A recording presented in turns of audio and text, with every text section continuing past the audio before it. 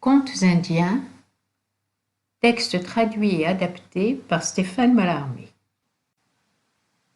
Nala et Damayanti. Damayanti, entourée de compagnes nombreuses, folâtrait dans les jardins du sérail. Un printemps, les arbres renouvelant une parure de vert tendre ou émeraude, et le gazon de fleurs.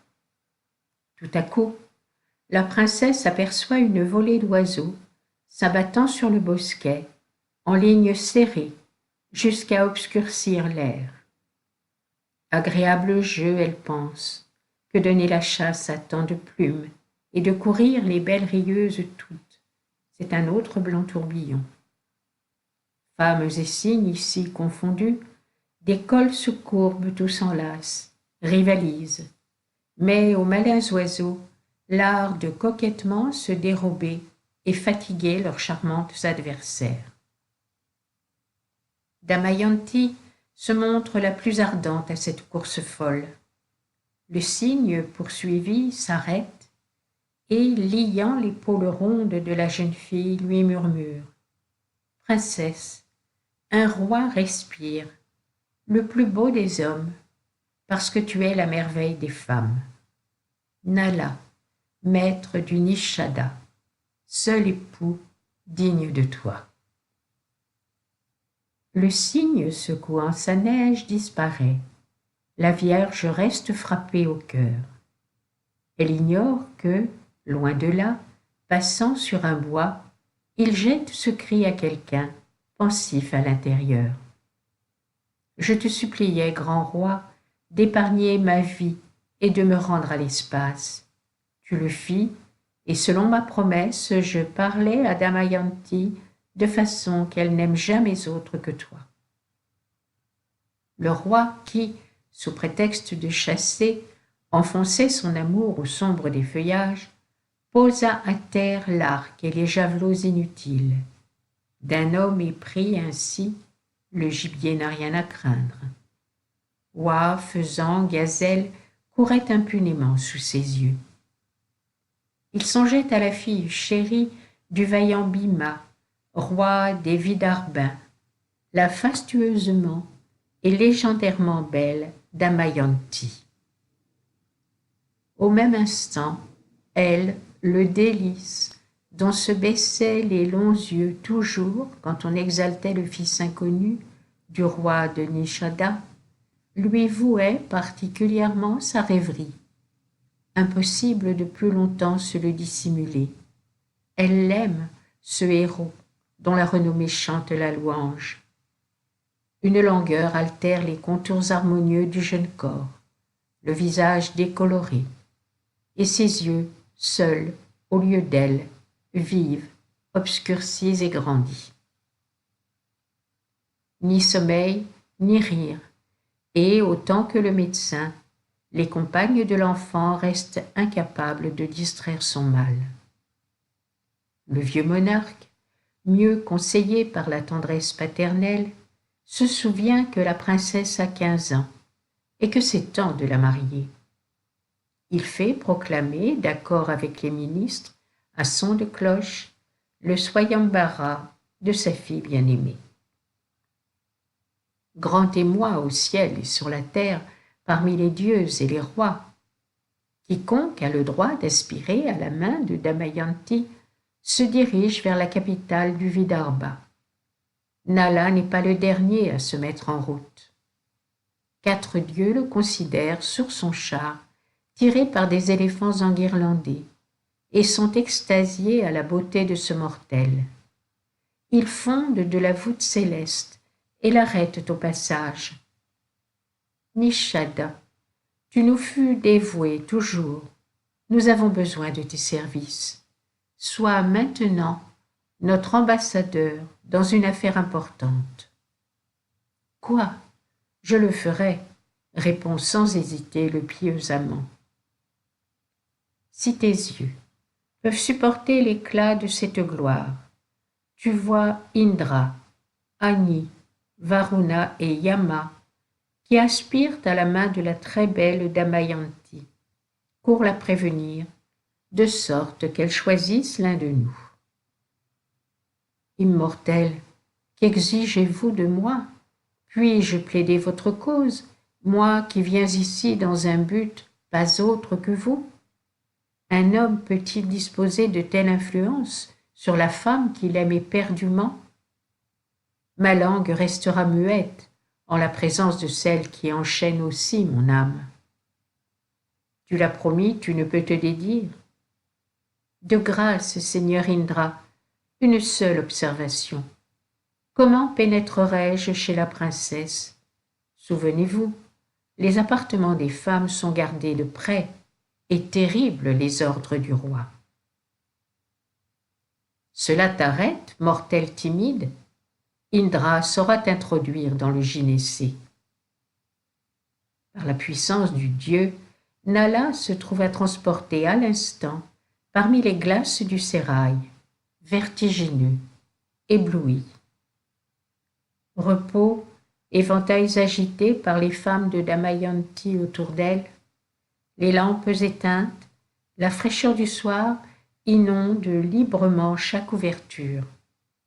Légère comme les nuées flottant après une pluie d'automne, la Vierge royale ondule sur l'argent et la soie d'un duvet de cygne.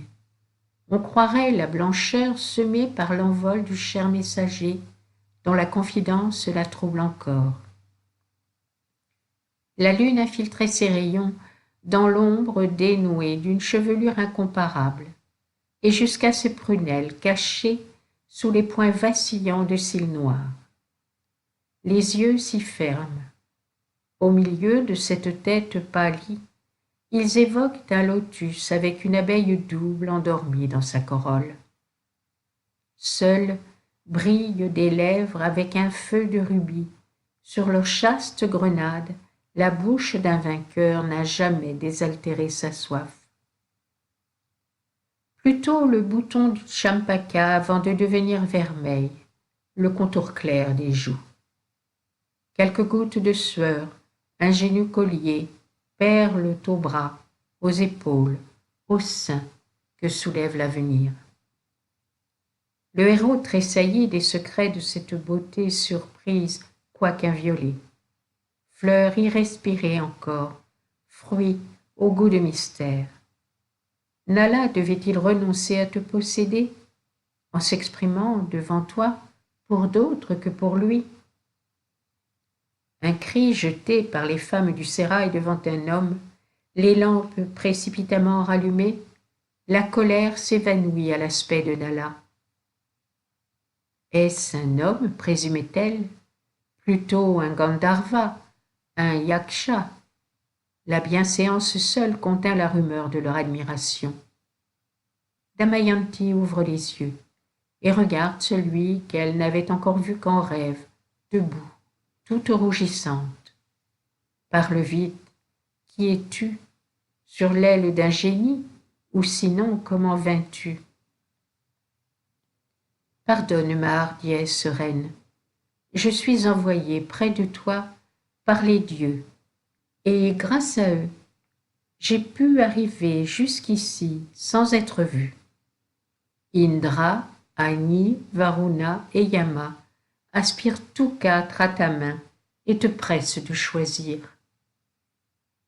Nala épuisée par l'effort, il y a des missions pénibles à remplir. Un sourire candide s'épanouit sur le visage de Damayanti. Je respecte et j'adore les dieux, dit-elle, mais je t'ai, toi seul, choisi pour époux. Ma richesse ou moi, la plus grande que j'ai, en toute confiance, Seigneur, je te la donne. Prends. Ne l'as-tu pas deviné? L'amour me consume, et je n'ai fait convoquer l'assemblée des rois dans un espoir autre que devenir ta femme. Le héros se sent faiblir devant cette ingénue et franche tendresse.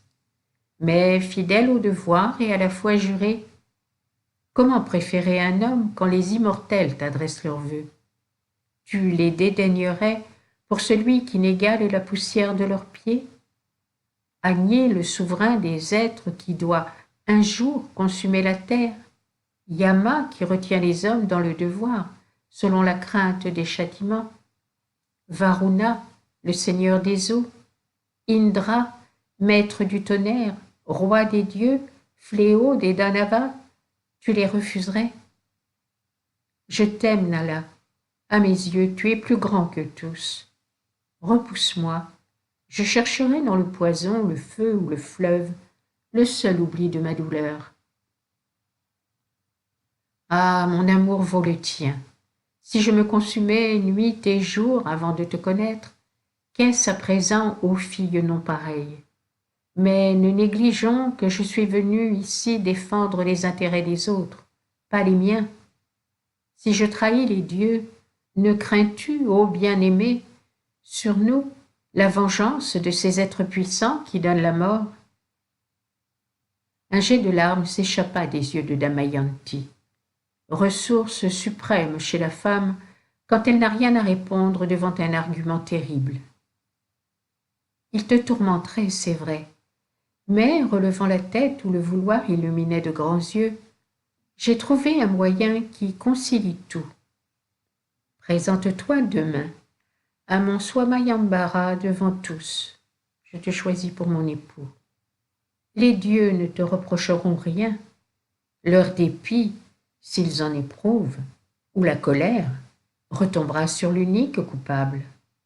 Adieu, noble guerrier. Sors au plus vite du sérail, où l'on pourrait te surprendre. Nala obéit, mais sur le seuil de l'appartement, il se retourne.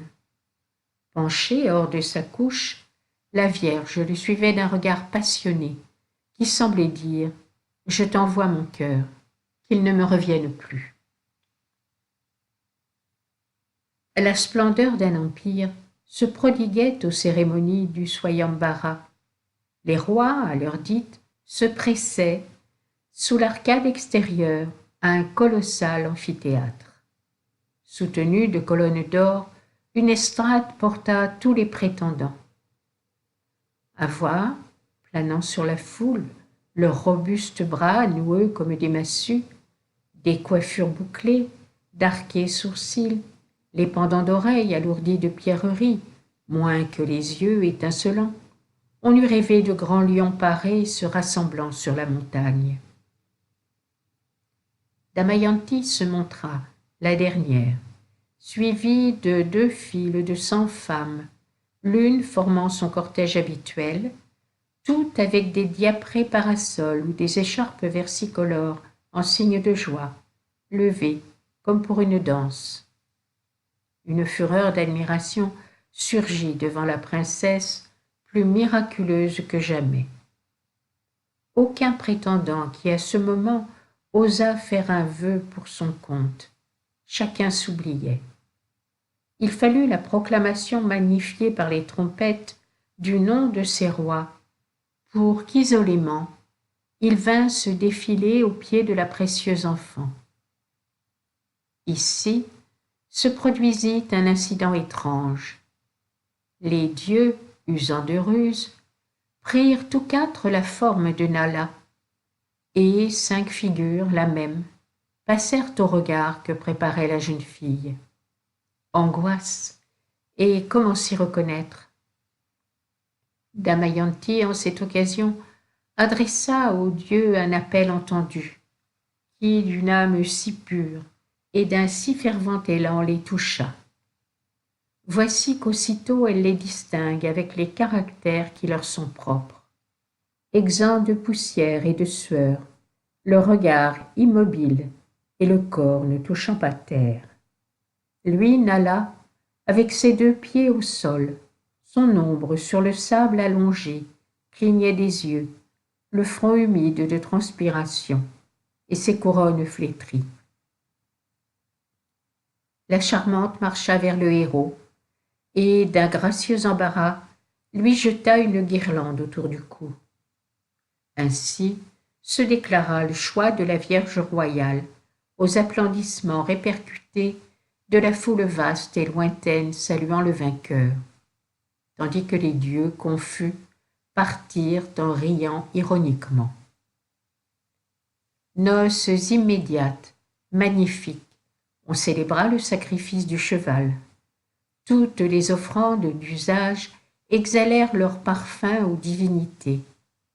Malgré que, dans le fond de l'âme, le vieux Bhima regretta de n'être pas le beau-père d'un des 4 habitants du ciel. Le roi du Nishada emmena sa jeune épouse dans les jardins de son royaume. Le couple oubliant, au bord des bassins et dans le labyrinthe fleuri, les obstacles dont il avait triomphé. Et 2 roses, qui ne s'effeuillaient, étaient la bouche de l'un et de l'autre, partout se cherchant avec félicité. Un fils, une fille, naquirent, gage prompt de leur amour. Tout bonheur ne fait qu'écarter peu de jours l'angoisse. Il ne la détruit pas. Un génie malfaisant nommé Kali, lui aussi soupirait pour la princesse. Il jura de se venger. La cuirasse de vertu enveloppant Nala cache un défaut. Le roi est joueur, passionnément. À tout coup, son royaume, les cités, les sujets, engagés sur un coup de dé. Il accepte une partie que propose son frère Puskara. Kali s'insinue en lui, l'envahit et commande. La chance se tourne contre le roi, souriant et presque indifférent d'abord. Son or brut ou monnayé, ses chars, ses attelages radieux, tout, jusqu'à ses bijoux et des vêtements, il les perd successivement. Les dés, en retombant, marquent par un désespoir strident leur inimitié envers Nala. Son désespoir les lance dans l'espace comme on montre le poing. Toujours ils le trahissent.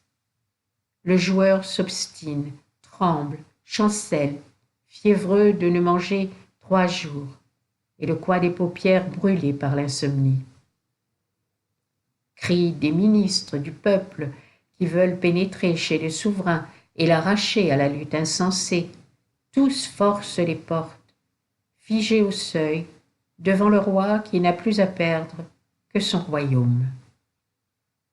Damayanti paraît.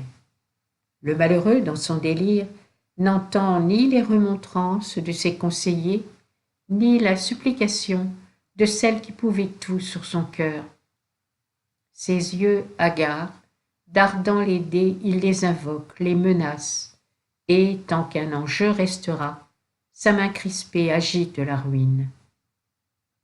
Avec fascination, l'épouse, la foule, les dieux eux-mêmes, du haut du ciel, suivent muets l'acte impie.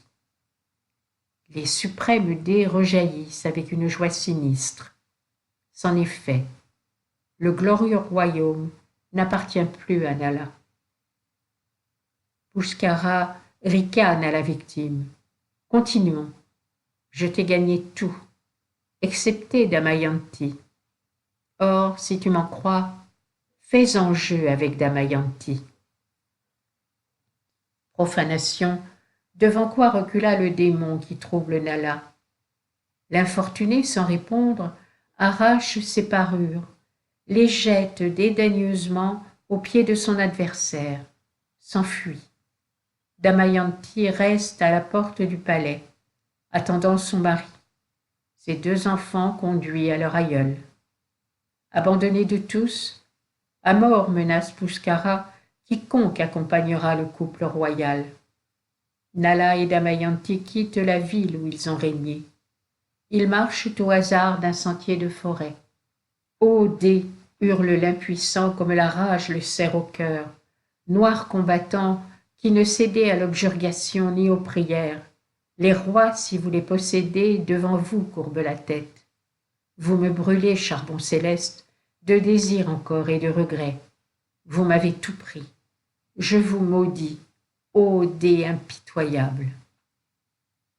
Toi, femme innocente, porteras-tu le poids de mes fautes?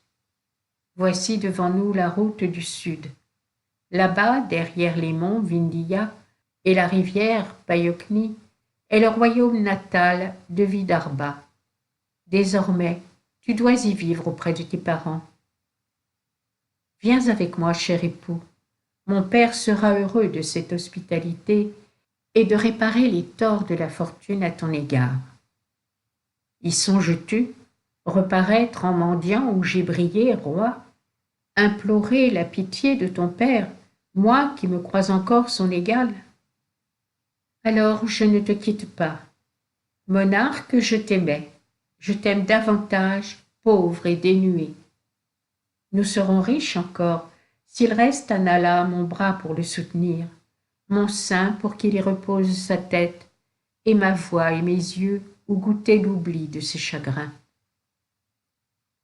Ô Damayanti, les dieux ont pétri de ciel la femme dont le dévouement console l'homme affligé, et je ne me plaindrai plus du sort, ma bien-aimée. Une cabane. Déserte, elle se présenta sur la route au couple exténué par 4 jours de marche et de faim. Son toit leur accorde du moins le sommeil sous les roseaux.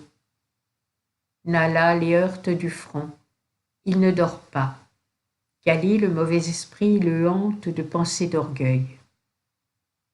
Sur la terre, sans natte et sans couverture, voilà donc couchée celle qui ne posait ses sandales que sur des tapis de fourrure et de plumetis.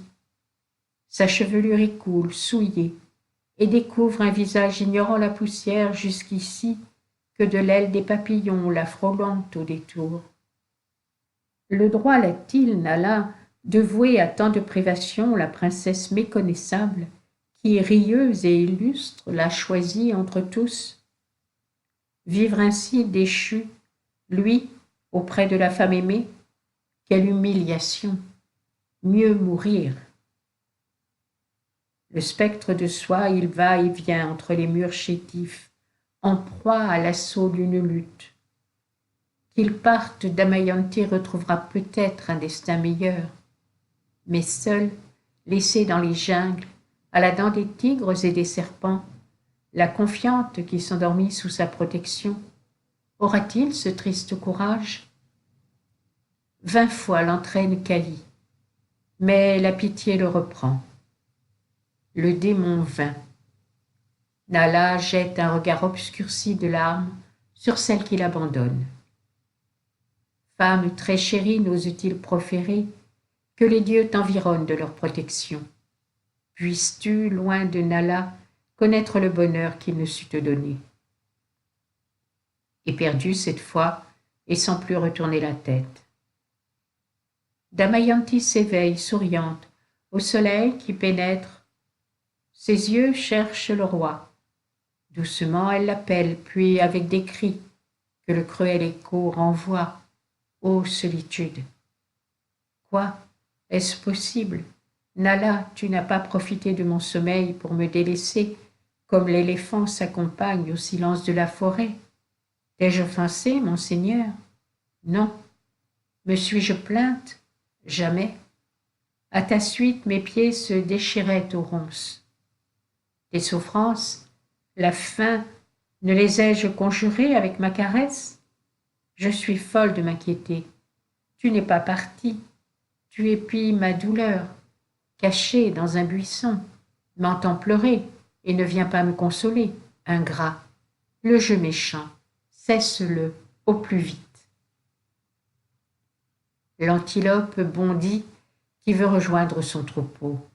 Elle en esprit de même, jusqu'à ce qu'elle ne puisse plus douter de l'affreuse vérité. Hélas, s'agenouillant, coupable il ne l'est pas, mais à plaindre plus que moi, et que deviendra-t-il privé de sa compagne? Immolation sublime du véritable amour, elle-même s'oublie, et cherche des excuses à qui la précipita dans le malheur. Une liane prodigieuse se balance, mue d'aucun vent, et dans le calice qu'elle laisse pendre gémé d'une sombre pierrerie, Damayanti n'a pas reconnu le boa, qui, gueule ouverte et regard étincelant, va la mordre. À ses cris, accourt un chasseur de gazelles.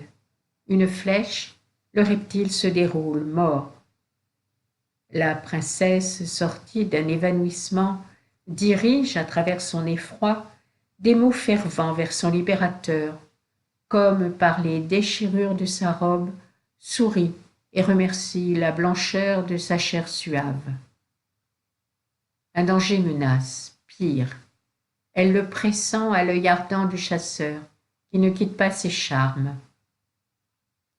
Bras ouverts approche l'homme, mais elle, douée d'une autorité inconnue, lance à peine un geste que l'audacieux roule de son long à terre, comme un arbre étendu par la foudre. Les dieux étaient venus en aide à leur protégé.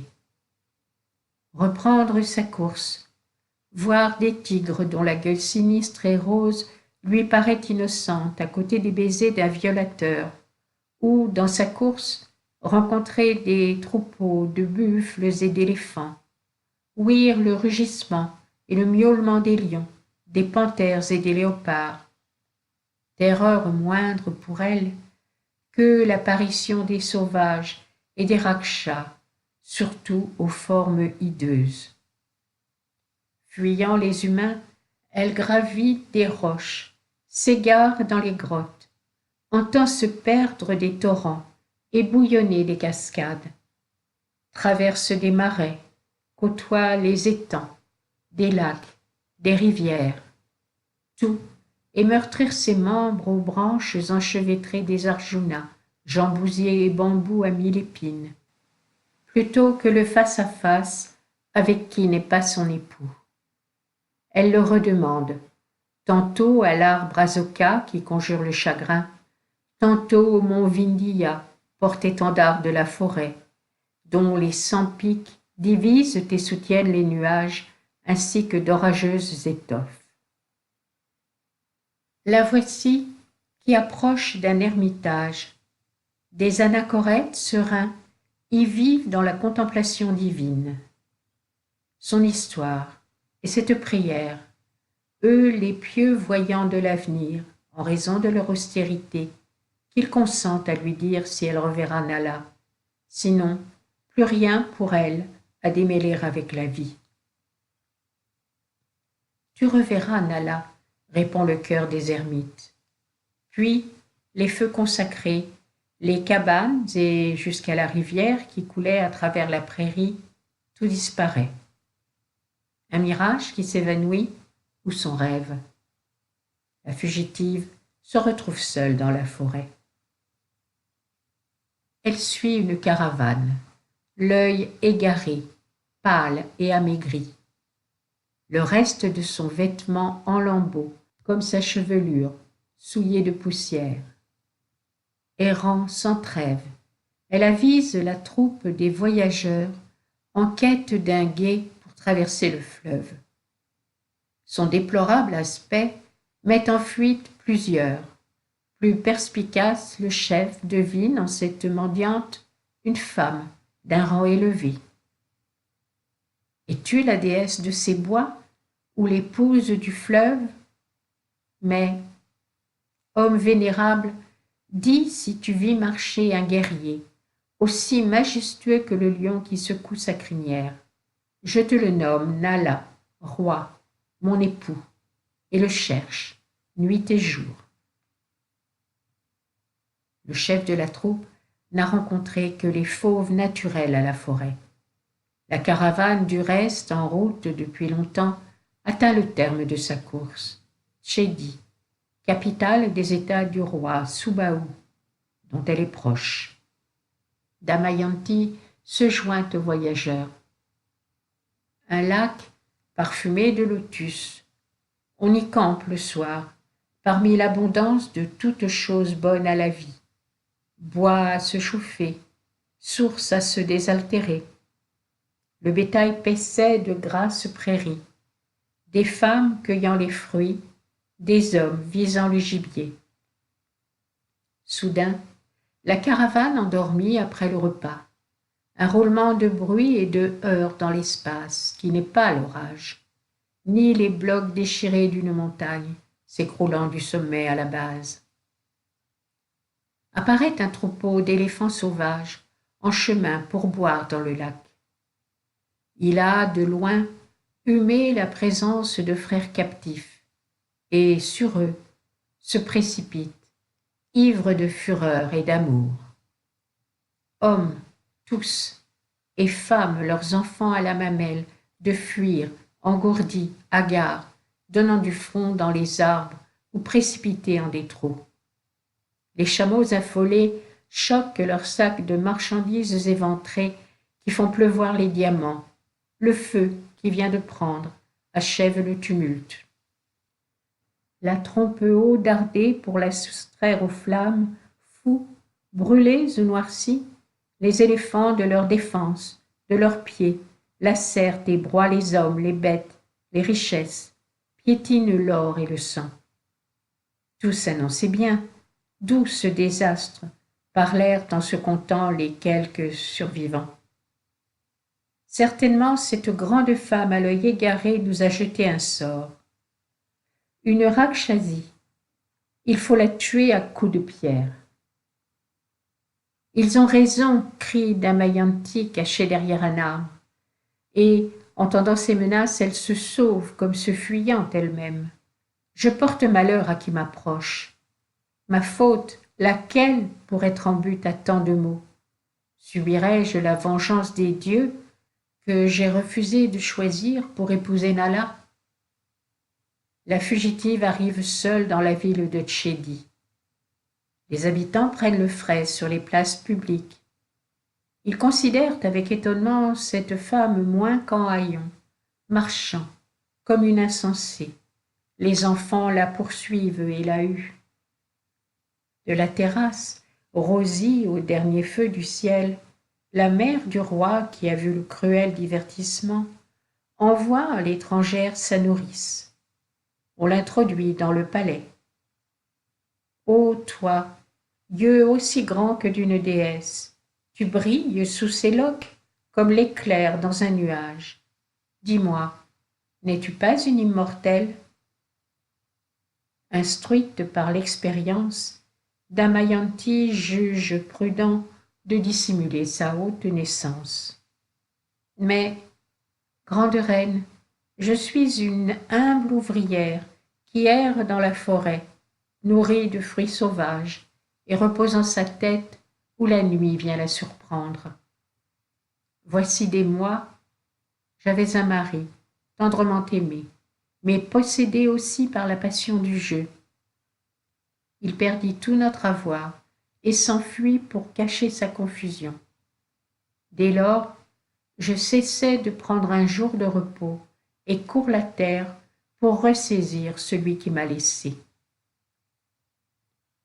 Sèche tes larmes, tout attendrie et embrassant Damayanti. Ma fille Sunanda a ton âge, tu seras sa compagne. Reste avec nous, ne désespère pas. On enverra partout des messagers pour découvrir la retraite de cet époux. La jeune femme accepte avec empressement une offre inespérée. Un jour, elle aide sa nouvelle amie et la mère excellente de celle-ci à recevoir, avec le respect dû, un brahmane entré comme par hasard dans la ville de Tchédi. Le vieillard considère presque avec importunité un signe rouge qui fleurit entre les deux sourcils sur le front pâle de la jeune suivante. Damayanti, profère-t-il, et le trait de pourpre se dissipe en un incarnat léger sur le visage entier qu'elle veut cacher de ses mains. Aussitôt, princesse, n'ayez peur. Le roi Bhima promit une récompense de 1000 vaches à qui retrouverait son gendre et sa fille. Plusieurs d'entre nous partirent. Je suis l'heureux qui vous ramènerai, vous au moins, chez les Vidarbins. La reine. C'était un pressentiment, exhale-t-elle, serrant la jeune femme contre sa poitrine. Ta mère, ma sœur, est comme moi, fille du roi Sudaman. Je te vis enfant dans le palais de mon père. Joie du départ, fête du retour, en vain. Rien ne distrait l'épouse qui pleure, seule, toutes ses larmes. Si elle pouvait oublier Nala, les deux enfants, vivante image du héros, le lui rappelleraient sans cesse. Distraitement, elle écoute de nouveaux messagers qui s'en vont de tous côtés, visitant les palais, les cabanes, les ermitages. Un d'eux, pourtant, raconte qu'il s'est entretenu avec le cocher du roi Rituparna, et que cet homme a paru s'émouvoir au nom de Nala. Retourne dans la ville d'Ayodhya précipitamment à ce courrier, et, rattaché avec violence à un si faible indice, annonce qu'aura lieu bientôt un nouveau Swayamvara pour la princesse Damayanti, qui, ne sachant si Nala vit encore, veut choisir un époux. Le brahmane obéit. À la nouvelle, Rituparna fait appeler son chef d'écurie et demande s'il peut le conduire en 24 heures chez les Vidarbins. Le roi aspire à la main de la princesse et n'en fait pas mystère à Vahuka. « Nala, Nala !» crie au cocher une voix pareille à celle qu'il appela dans la forêt embrasée. Mais il doit rester sourd à ce nom. Il se souvient de son engagement quand le serpent bleu, tiré par lui de l'incendie, le fit changer de forme, altérant en membres difformes et grêles ses fiers bras et sa vaste poitrine pour un résultat béni, et disant « Apprends que je suis roi comme toi, celui des serpents, comme toi puni. J'ai manqué d'égard envers l'ascète Narada, et m'immobiliserai jusqu'à l'heure où tu me délivres.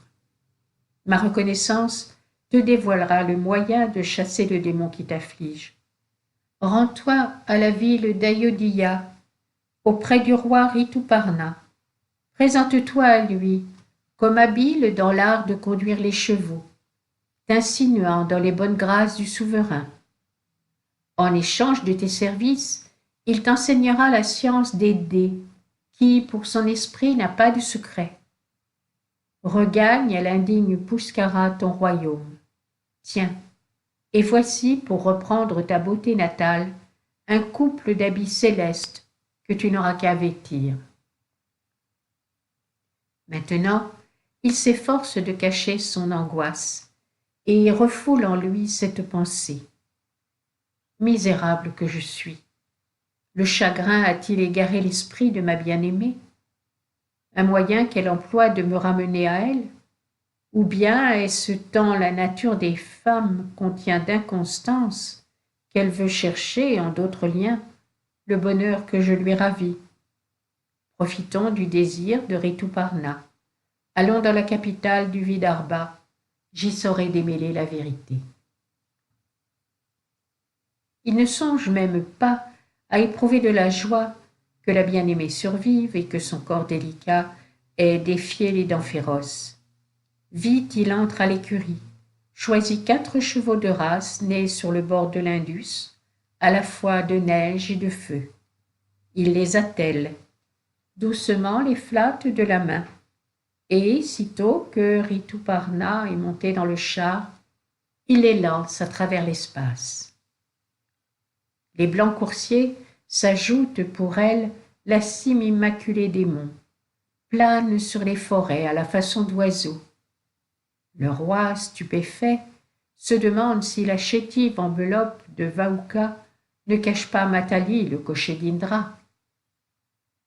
Arrêt le soir, comme pour laisser souffler les bêtes, et Rituparna, cessant de se confondre avec le soleil sur les hauteurs éthérées, examine, pour prendre patience, un arbre de l'espèce Wibitaka.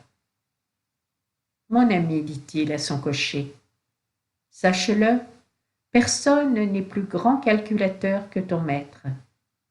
Tu vois ces branches aux fruits innombrables comme les étoiles? Je te dis, sans hésiter, qu'il cache sous sa feuillée 2100 fruits moins 5. Seigneur, permets-moi d'arracher ces arbres pour les compter à l'aise. Qu'Indra me protège, c'est merveilleux, le chiffre est juste. Pas un de plus, pas un de moins. Que dirais-tu si tu me voyais engager une partie de dés? Rien ne résiste à mes combinaisons. Je sais déjouer la ruse des adversaires et gagner à coup sûr et sans peine. Grand roi, je t'en supplie, donne-moi la science des dés, et en échange, je te donne celle des chevaux. Volontiers, mais tu jures, si j'y consens, que demain, avant le crépuscule, nous sommes chez le roi Bhima. Par les 16 grands royaumes du Jambudvipa. La leçon commence, l'élève attentif. Le démon Kali se sent vaincu et prend le parti de quitter le corps de Nala. Sur son siège remonté, le faux cocher, vif et libre de la fièvre et de l'oppression, maintenant est sûr de regagner son royaume quand il voudra. Le char vole, et le lendemain, à l'heure dite, entre dans la cour du palais, avec des roulements de tonnerre. La foule accourt, enthousiasmée. Il n'est pas jusqu'aux pans perchés sur les tuiles incendiées par le soir qui n'imitent, avec leur queue éblouissante, chaque roue du char véloce, aux éléphants qui n'encensent de leur trompe le plafond doré des salles. Faites par 1000 chants célébrés, comme quand les nuées apportent la pluie. Damayanti, du fond de son appartement, discerne les clameurs. Elle tressaille. A-t-elle deviné l'approche du bien-aimé? Nala, seule, savait ainsi faire courir un char. Lui remplit ses fonctions en conscience. Il vient de dételer les chevaux, les panses suivant la règle, et la vigueur rendue aux nobles animaux songe à se faire un lit sur le siège, le véhicule remisé vibrant vers un haste hangar. La princesse souhaite connaître le motif qui amena les illustres voyageurs. Sa fidèle servante, Kessini, jamais embarrassée pour lier conversation, a dit ces mots soufflés par elle. Nala, en garde contre tous les pièges, répond indifféremment que le roi Rituparna est venu pour le swayambara de la fille de Bhima. Sans s'occuper de qui le regarde, avec une curiosité peu déguisée, il va prendre de l'eau dans les urnes pour laver les cieux, les roues et la caisse resplendissante. N'y a-t-il pas chez le roi, votre maître, elle ne se décourage pas, un cocher jadis au service de Nala et qui parut au fait de son sort? T'as trompé, jeune fille. Nala erre, inconnu sur la terre. Personne ne peut savoir où il se cache. Le brahmane Sudeva, pourtant, est digne de foi. À l'en croire, cet homme conta que la princesse ne devait pas s'irriter, plutôt plaindre son mari d'être tombé dans une grande infortune. N'essaie pas de le nier. Cet homme, c'était toi, Vaouka. Suis-moi et viens répéter à ma chère maîtresse le propos tenu devant le saint. L'attitude de Nala s'ébranle. Sa froideur fond, et d'une voix mouillée de larmes. Soit, si je l'ai dit, je le répète. Abandonnée de son époux, une femme de haute naissance ne tombe pas à la colère. Les épreuves concourent au triomphe de sa vertu. Et Nala, tu parlais de lui, était assez frappée, sans trouver, au fond du sort, ce suprême poison que celle-là le trahit. Par lui, jadis, choisi devant le feu sacré, à la face des dieux. Kessini s'empresse de rapporter l'entretien à sa maîtresse. Le cœur de Damayanti flotte entre le doute et l'espérance. Tantôt, dit-elle, conduis mes 2 enfants au cocher Vaouka. Candide, profonde inspiration. Au bras déjà tendu par le frère et la sœur, un cri spontané, déchirant, irrésistible, a jailli de Nala. Confus de s'être laissé surprendre, il se tourne vers la confidente et, je t'en prie, laisse venir sur mes genoux ces enfants, trait pour trait ceux que je perdis. Il couvre de baisers leur tête, riant, pleurant, lui-même redevenu innocent, comme eux. Plus de doute, madame. Quessigny revient à sa maîtresse. L'aspect du cocher Vaouka voile le héros Nala.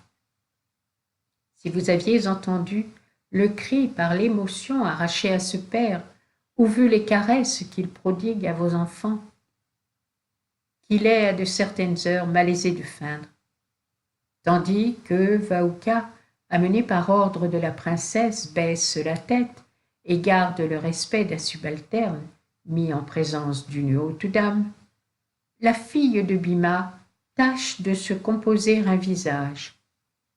Les deux époux s'examinent un instant douloureusement. Leur silence vaut toute parole. Si Damayanti écoutait son cœur, elle serait aux pieds de celui à qui elle attend à pardonner.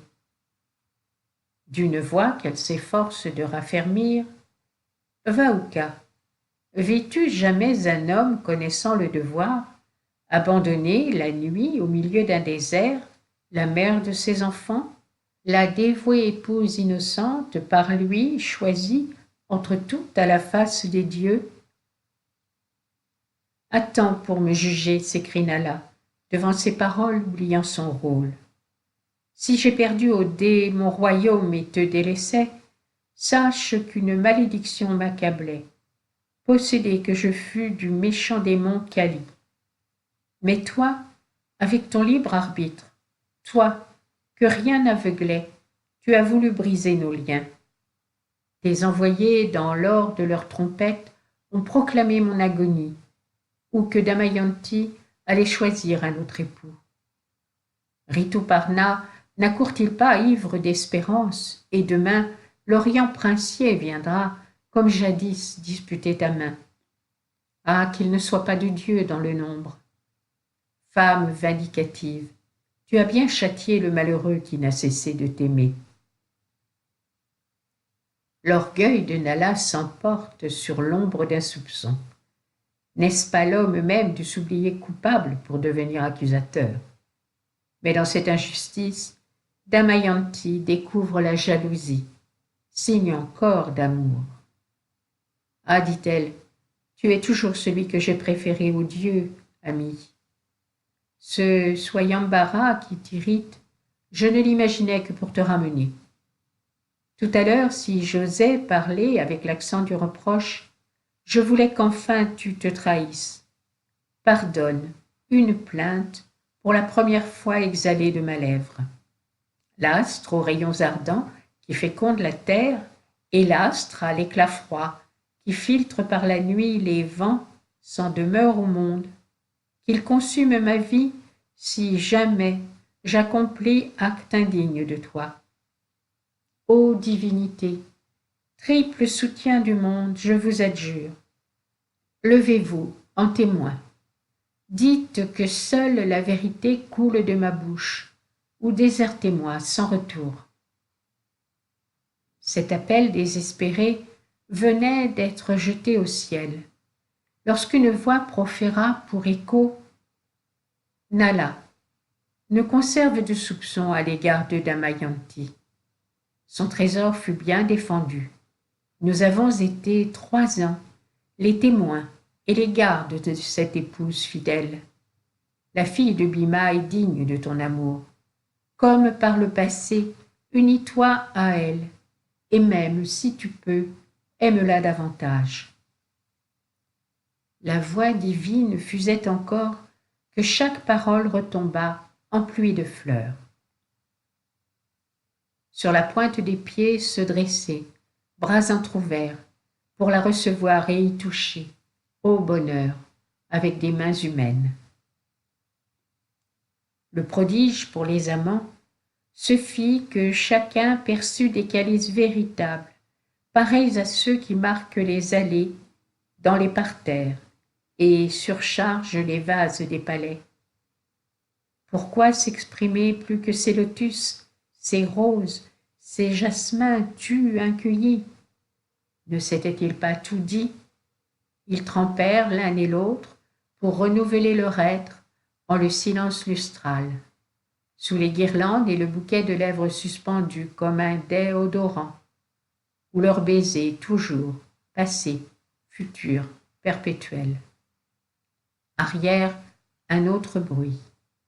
Ce leur fut naturel de se retrouver, tellement que le lendemain, quand éclata l'allégresse de la nouvelle dans la cité, eux seuls, après une veillée d'extase, paraissaient se promenant par les rues pour se montrer, ignorer le motif, Nala restituée à sa splendeur première, selon la robe céleste don du Naga, Damayanti matinale, ou vierge comme se sent quiconque échappa à de grands malheurs.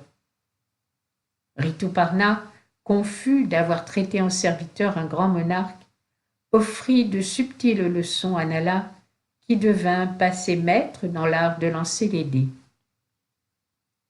Un mois consacré au plaisir, le héros prit congé de Bhima et, suivi de Damayanti, alla demander une revanche à l'usurpateur Pushkara. La même partie, et pour lui la dernière, reconquit un royaume et gagna les richesses, aussi la vie de l'adversaire. Généreux, il n'abusa de la victoire et renvoya son mauvais frère comblé de cadeaux. La fortune sourit constamment à Nala, qui avait payé sa dette à l'adversité et expié le délice d'être préféré aux dieux par Damayanti. Les hommes, dignes de le rester s'il les fuit la prospérité, ne s'abandonnent eux-mêmes et savent, un jour ou l'autre, triompher des destins contraires. Arrangé et réécrit par Stéphane Mallarmé.